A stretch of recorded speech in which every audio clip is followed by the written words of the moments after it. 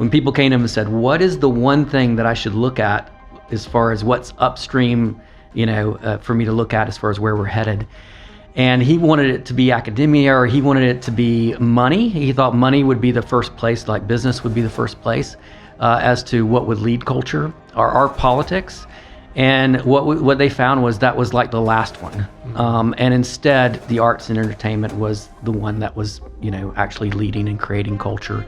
That then, everything else fell into place with. So I'm really passionate about that from the standpoint of the Oscars, because I believe that if business people could have been back in February with me, even though we didn't know how it was going to play out, but if we could kind of march through the year together and remind each other of this theme, we're going to be testing our devotion to see if we will be our brothers and sisters' keeper, that it would align ourselves as to what decisions we need to make, what kind of marketing we need to do as a company.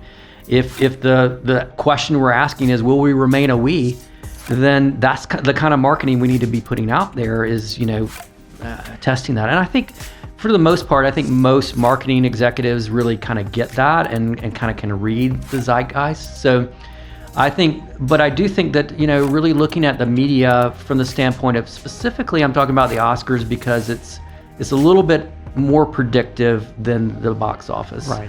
As to what might be coming versus where we are. I think the box office shows us a mirror. The Oscars show us binoculars.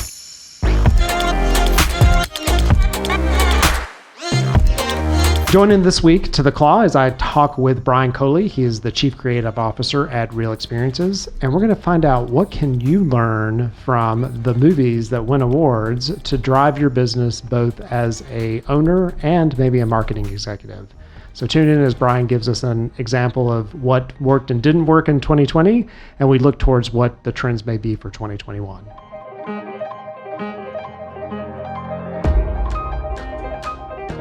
Welcome to The Claw. I'm Eric Holtzclaw, Chief Strategist with Liger Partners, and welcome to the marketing podcast for C-suite marketing executives. Try to say that 15 times really fast. I am joined today by a good friend. I almost said an old friend, but good friend of Liger Partners. It's Bryan Coley. He is the Chief Creative Officer. That's it, yeah. Chief Creative Officer with Real Experiences. And if you're not familiar with Real Experiences, you should be, because it's a really cool company. I see how you did that pun there. It's a really cool company, yes. Very nice. So tell everybody what Real Experiences does. Yeah, so we basically help teams with seeing each other more clearly, especially accelerating that time where new teams are forming or new team leaders are taking over, where you've got that time in which you're trying to be productive, but you need to know each other in order to be productive. And so we accelerate that time by using movies, people's favorite movies, your team members' favorite movies, as a means of finding their story. So it can be equated to almost like a personality assessment, but at the same time, it also is a way for them to feel seen. And so that's the thing that makes me get up in the morning, is I get to see people feel seen, because their movies are intersecting their story, and they're able to share that with the people that they care about at their work. So no trust falls or anything? No trust falls, no.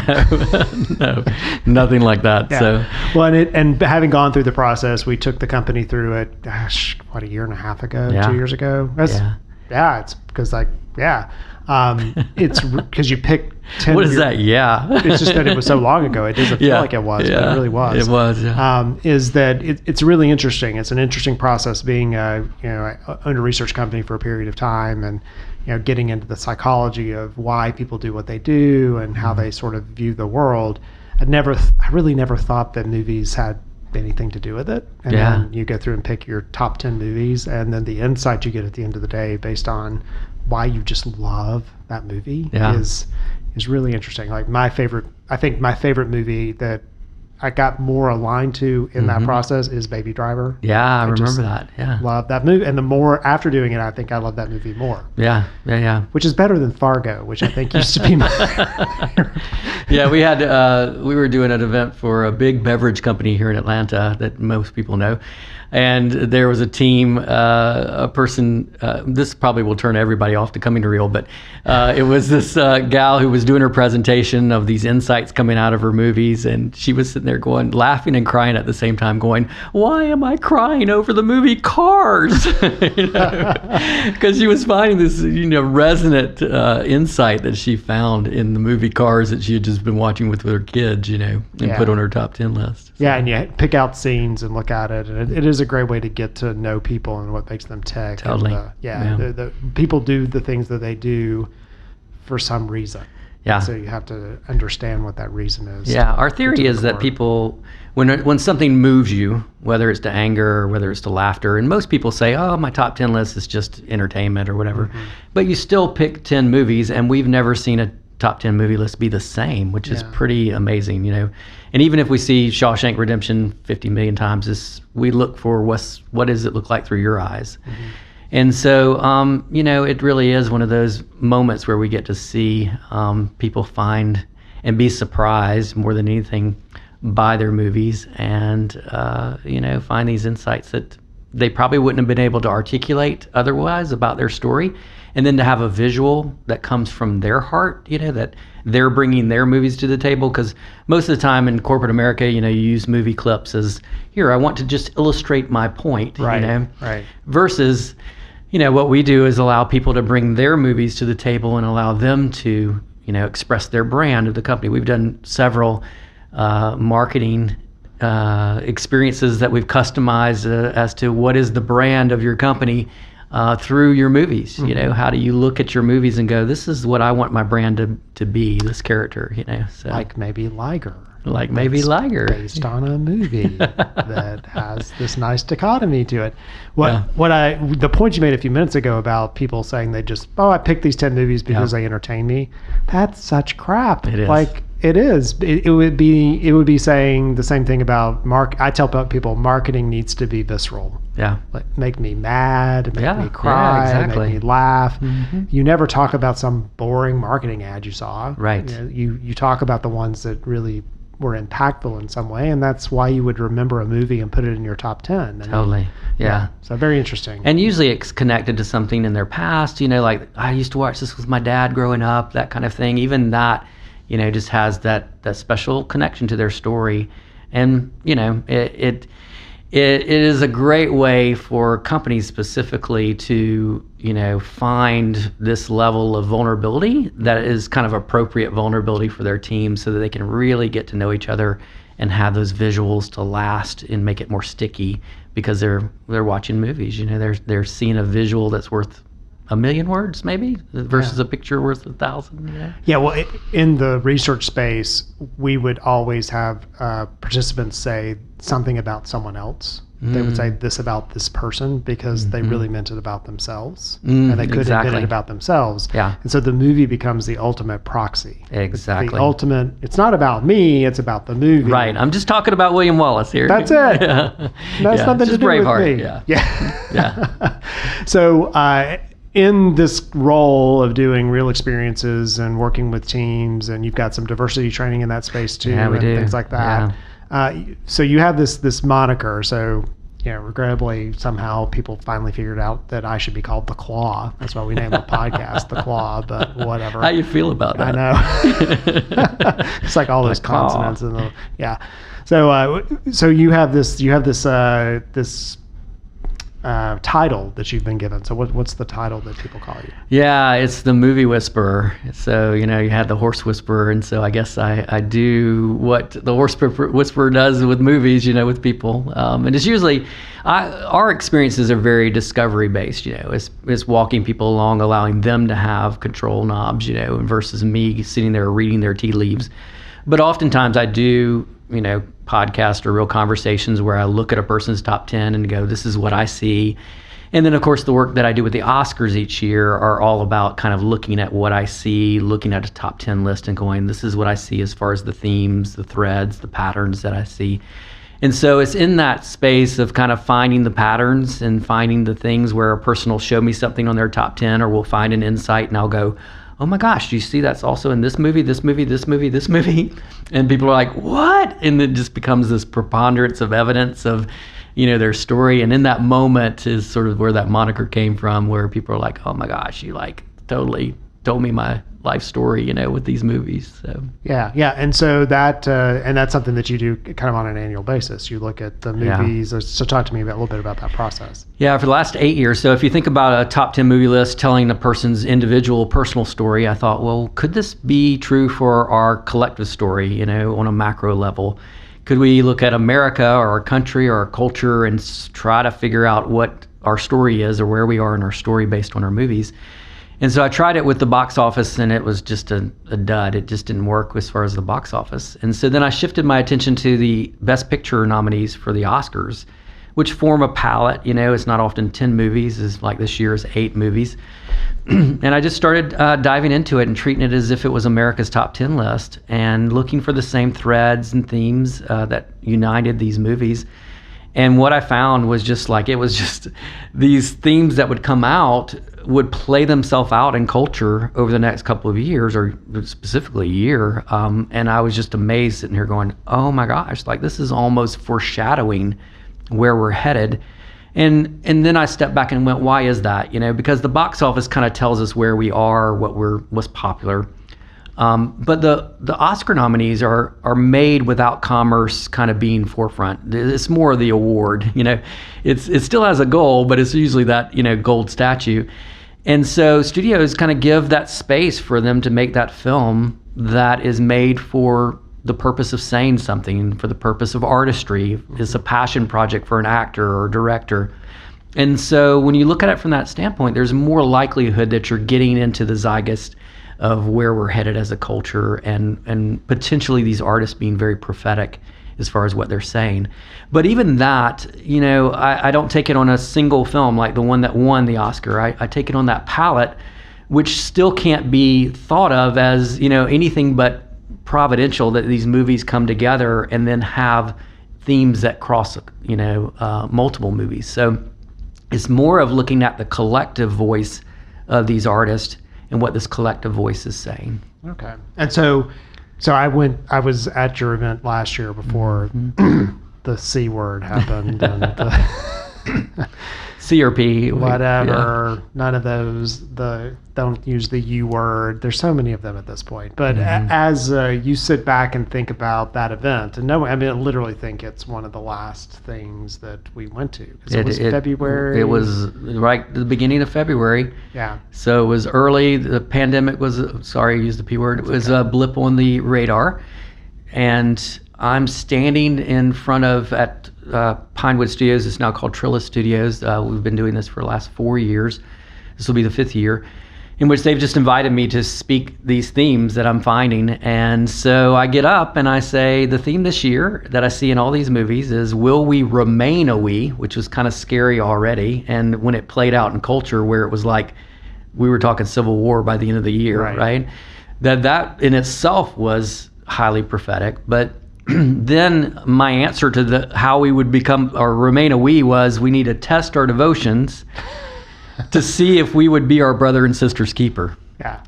And looking at the course of what happened last year, it was all about, will we test our devotion to our economy versus being our brother and sister's keeper? Will we test our mask, our freedoms based on that? So a lot of just, and then the election happened, and then George Floyd happened, and then we were testing our devotion to our people of color and our brothers and sisters of color. And then we looked at the election and the crazy election that we had, and how we were so testing all kinds of devotions to our media and our truth, and what truth we had and what truth other people had. And whether we would put that against, being our brother and sister's keeper. So to me, it was just like, oh my gosh, I never expected this theme to have so much resonance in so many different ways throughout the course of the year. Interesting. Okay, well, I want to go to commercial break, because when we come back, I want to talk to you about the application of that, and also some things that I observe at kind of the higher level of companies often, and how maybe those executives, these marketing executives or C-suite executives, can think about maybe avoiding those kind of mistakes. So we'll be back in just a second. You're listening to The Claw. I'm talking today with Bryan Coley. He is the Chief Creative Officer of Real Experiences, REEL. experiences. This is the marketing podcast for C-suite executives. Thanks so much for watching the Claw podcast. We'll be back after this short break.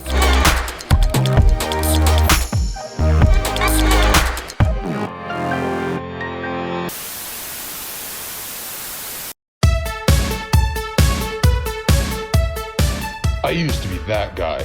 You know, the one who spends his days just eating his feelings, living in his parents' basement. It all changed when I received an invitation from the love of my life. Because of all the junk food and laziness, I had outgrown my entire wardrobe. I knew I had to completely transform my body by the end of the week. Otherwise, I'd lose my beautiful mare. That's when I created my Unicorn Magic workout system.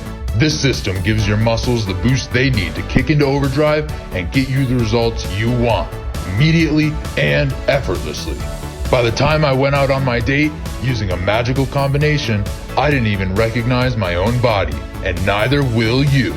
I personally guarantee you will see results after one workout with no risk to me. My customers agree. No other exercise program works faster or more effectively. In fact, out of 100 users, 100% of them said this is the most effective workout program they have ever used.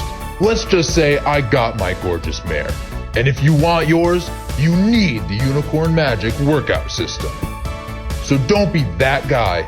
Sign up for Unicorn Magic today. Have you or a loved one been injured by a unicorn? Unicorn Magic will not help you get fit in a week, and it won't get you millions of new customers in a week either. If you've experienced any of these symptoms, you may have been affected by a unicorn marketing agency. If you need impactful marketing crafted to last, call Liger today. We fight these grandiose and absurd unicorn promises deadly to your marketing strategy and bring you long-lasting success. We guarantee you won't get overnight results. Reclaim your life and reclaim your marketing. Go online now at waronunicorns.com or give us a call at 404-832-5143. Again, the number is 404-832-5143.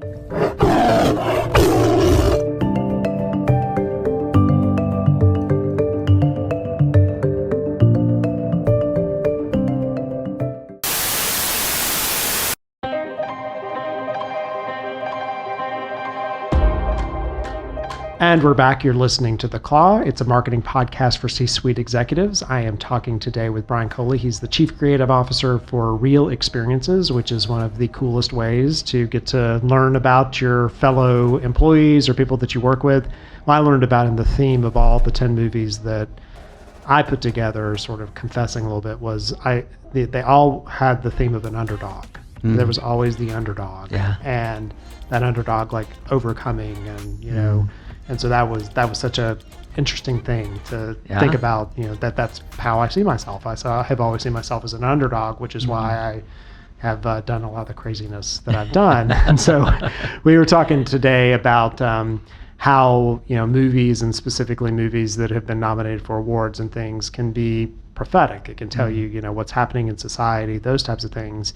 And as a person running a business or, you know, specifically someone who's in marketing, what I find interesting is, and would want you to speak to, is the older we might get, we often decide we're going to be out of touch with pop culture and media and what's in, you know, like I'm not doing that because that's for whatever. Right. And you run a risk of deciding to kind of bow out. Totally. I can definitely see that. I mean, I'm 56 this year, so I think or did I just turn 50? Anyway. Once you get old, somewhere in there. So I get it where I'm like, social media, you know, like, do I really have to do that? Yeah, exactly. Yeah. So I get it, but you know, one of the things we're doing a documentary right now, and so we're interviewing a lot of people for the documentary, and one of the really smart people we interviewed was Shailin Romney Garrett, who wrote with Bob Putnam, who wrote Bowling Alone.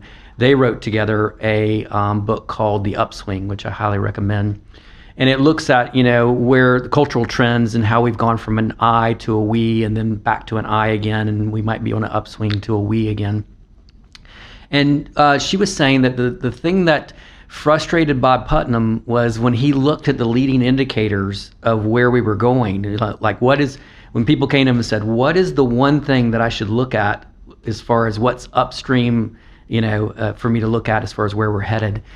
And he wanted it to be academia, or he wanted it to be money. He thought money would be the first place, like business would be the first place, as to what would lead culture, or our politics.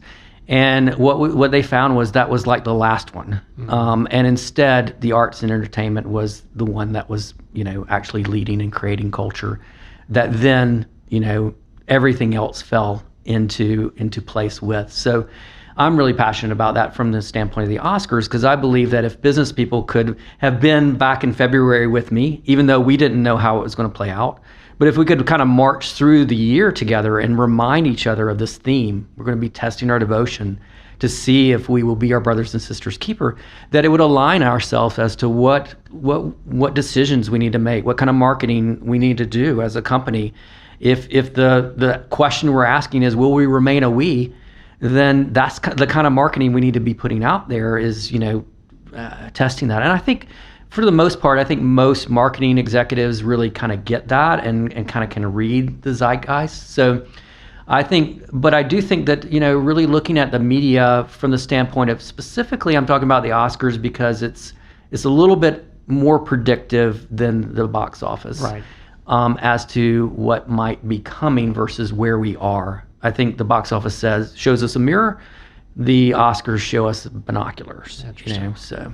Yeah, and I like the idea of talking about, the emphasis on arts and entertainment, about where we're headed, because if you think we have to make money, some of us enjoy business and building businesses and doing those types of things. Most people, they work because they have to have a job and they want to eat. Yeah, simple things like that. But when you get to the concept of where do you go to express yourself, to relieve stress, to unplug, you go to entertainment, you go to these outlets, right? And so that is going to be the thing that potentially starts drawing you in a different direction. Yeah, totally. The want to versus the have to. Yeah. So the things that I want, if I'm doing the things I want to do, right, those want tos are potentially pulling me in a direction, versus the have to is I'm trying to get away from it. Yeah.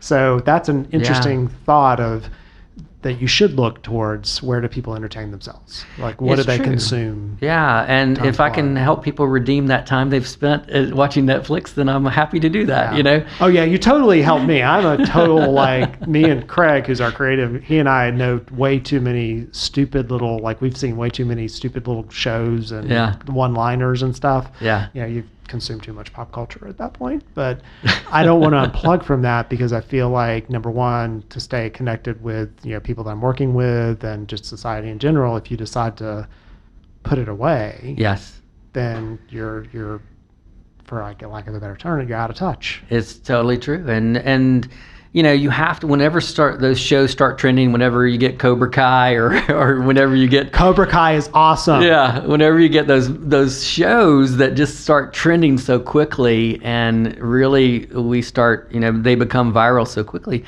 that's the moment to say something's moving us, right? Yeah. And anytime something moves us, especially collectively, we should sit back and go, why is this moving us? I remember when Tiger King came out at the beginning of the pandemic, and I was sitting here going, why? And then I started looking at these animals in cages, and I started going, that's where we are right now. Yeah. Like, we feel like we've just been put in a cage, right? And so we're really the tigers in this Tiger King kind of thing. Now, people who listen to this are like, oh man, you're too deep. This is too much therapy on us as a country. But that's the way I look at things. I go, where are we? What is this saying about where we are right now? And then, like I said, the Oscars, like where we're headed. Well, and what's interesting, because hasn't Cobra Kai been out for a little time? It's not like Yeah, it's it was new. on YouTube before, Yeah, so it was and it's like released this on YouTube. Need for nostalgia. Like we have this kind of feeling because people started baking bread and they started, like doing all these things that you didn't Right. do. And Yeah. so now all of a sudden it's like, oh, Cobra Kai. I'm like, Karate Kid? Seriously? And a lot of kind of conversations about reboots and just stuff that kind of makes you feel like you could potentially go back, Yeah. and think about that. I like the way you look at that. nostalgic Yeah. feel. Yeah. Interesting. So so you talk about it in marketing, but like as a business leader, Yeah. just in general, when you're looking at these kind of trends, what's some advice that you give business leaders when you're have this prophetic thoughts around what pop culture is telling us? Yeah, I think the thing that, like, for instance, I'll give you an example from this year. So this year, the theme that I'm seeing in the Oscars coming up that I'll be talking about on Sunday has to do with how do we find a sense, America, how do we find a sense of dignity again, or reclaim a sense of dignity after suffering loss? Now, unpacking what that loss is, whether in the future we're going to whether the loss is everything that we lost in relationship to the pandemic, our economy, our opportunity, our time, everything. Or could it be that the loss will be what we lost in 2020? Like, will we be trying to figure out how to do that? How to recover or reclaim a sense of dignity from the loss that we experience of having all this time with our family. And, so the way that plays out, I'm not sure the way it's going to play out, but being sensitive to that, having that top of mind as a business leader to say, this is a statement, a question that we may be wrestling with. Let me see how my company, how my, stream of business actually fits into answering that question, I think is so important. The Oscars answer to the question is around ownership this year. So it's a lot about, owning something is the way to recapture that dignity, or small or big acts of protest that get us to more interdependence. So there's a struggle between dependence and independence. Yeah. And, one of the biggest parables, so as a business person, in fact, when I'm doing this Oscar breakdown this Sunday before the Oscar ceremony, I'm going to talk to somebody in the business world because I saw this parable that hit me like a ton of bricks as far as in the Oscars this year. So in the movie Mank, which is up for the Oscars this year, there's a parable of the monkey and the organ grinder. And if you know anything about monkey and organ grinders, which is kind of a lost art, there's this monkey, who's out there with the fez and the cute little monkey, but he's out there like getting coins from these kids or getting money from these kids, who think he's cute, and give him and he takes it back to the box where the organ grinder is just sitting there going, give me the money, show me the money, and so the organ grinder just sits back and does that. Well, all of a sudden it just hit me like a ton of bricks. I was like, I wonder if this will play out as far as big tech, because all these companies that we sit here and look at are just like the organ grinder, just sitting there watching us as we are giving them data or giving them, our information. And when will we have a sense of ownership over our data? Now, that may not play out at all. Right. But it's an example of, wow, could this be telling me something about ownership in relationship to people having dignity and how that might play out as far as my company is concerned? Does that make sense at all? And that's a really interesing thread. And yeah. I'm going to admit this is like sort of, so your theme last year, tell me, because you've said it a couple times. So yeah, the theme testing devotion to see if we will be our brother and sister's keeper. Yeah, and moving from the kind of the we concept. Yeah. And going into the pandemic, specifically with the company, our whole goal, now I wish I'd had what you just said, like put up on a wall somewhere. Right, yeah, exactly. Was I just want us to be standing on the other side. Like that's all we're working towards. Because I got phone calls from people like, so what do you think? And I'm like, well, until we start hearing something positive, I think nothing. Like the more the news is negative, we won't have a pendulum swift. So until you start hearing someone say something, and every day it was just worse. Like every day was worse. Right. But the goal of 2020 for us was to stand on the other side. Yes. That was it, which was a total we concept. Yeah. It's just like, how do we remain a we? Right? Yeah, exactly. And it sounded like you were testing a lot of devotions, having to sit there night after night and go, what am I devoted to in the details of my business, Right. am I devoted to my people, and how do I stay devoted to my people? I mean, that was a struggle for a lot of businesses this year, is how do I stay devoted to my people? And I think if they had that up on the wall, it would have given them great hope that there is a sense of narrative that they're being a part of. You know what I'm saying? Yeah. Like, I feel like that is the thing that I long for with this, is not to read tea leaves, and it's not to be like, oh, I'm the great movie whisperer who's telling you what's going to happen. It's more of, this is sort of just foreshadowing something that's just coming out of our culture. How can we be a part of that in a positive way? How can we respond to that in a positive way? And be aware of it. And it feels very, like people will pick like a word of the year or something. That's going to be that kind of concept of if you keep looking towards that, what it is. So we have opened up, which we are here broadcasting out of it, the Liger Layer, because the Ligers are crazy and we decided to rent office space in the middle of the pandemic.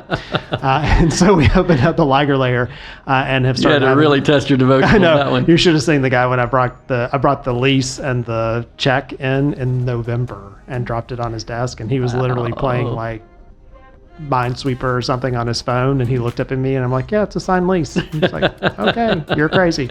So we're all set up and running here, and we're doing a regular event called the Breakfast Club, because we're all about movies around here. There it is, yeah. So the Breakfast Club. And so on May 19th, you're going to be our guest speaker that morning. Oh, wow. So good. Yeah. So you're going to talk us more about this kind of concept. Yeah, I kind of wanted to see if we could go through almost a year journey with this theme from the Oscars and see how it plays out, like with different people in business. Like, just do a little test group, focus group, and say, if this is the thing on your wall, like, how is it working out itself in your business this year? And see if it works, see if it actually is something that will help guide people and make them feel like that they're, right on the top of the cultural story where they should be.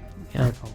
And so for people to find out about y'all, because I am Southern, I don't know how else to say it. So Real Experiences. Yeah, you spelled it right, REEL experiences.com. Okay, great. And you got a lot of other kind of cool things working. So I'm thanks so much for joining us today and Thanks having a for conversation. Having me. Yeah, man, I appreciate it so much. Yeah, and you just can't ignore. You have to pay attention to what's all this telling us. Arts and entertainment is always sort of a great lens to look through things at. And totally. Consider it.